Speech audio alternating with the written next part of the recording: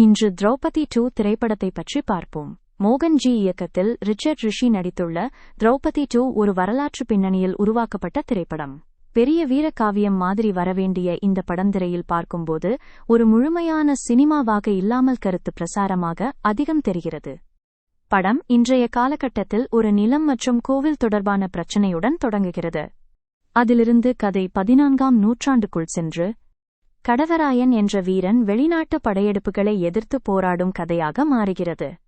கதை யோசனை நல்லது, ஆனால் அதை திரையில் சொல்லிய விதம்தான் பெரிய குறை. நாயகன் எப்போதும் நல்லவன் வீரன் தேசபக்தன் என்ற ஒரே கோணத்தில் மட்டுமே காட்டப்படுகிறார். எதிர் கதாபாத்திரங்களெல்லாம் மிகைப்படுத்தப்பட்ட கொடூர மனிதர்களாகவே வருகிறார்கள். கதாபாத்திரங்களுக்கு ஆழம் இல்லை, உணர்ச்சி வளர்ச்சி இல்லை. பல இடங்களில் கதை இயல்பாக நகர்வதற்கு பதிலாக நீண்ட வசனங்களின் மூலம் நேரடியாக கருத்துக்களை சொல்கிறார்கள்.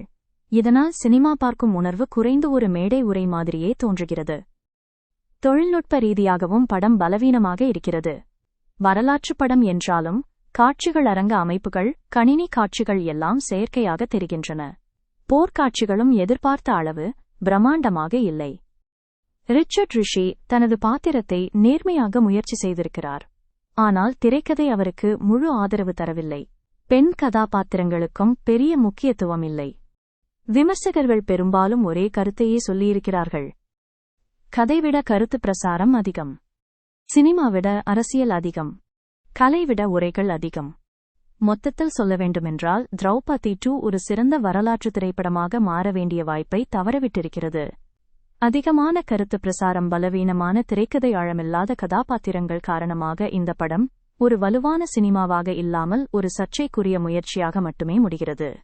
வரலாற்று படங்களை விரும்புபவர்கள் அல்லது இயக்குனரின் பாணியை ரசிப்பவர்கள் ஒரு முறை பார்க்கலாம்.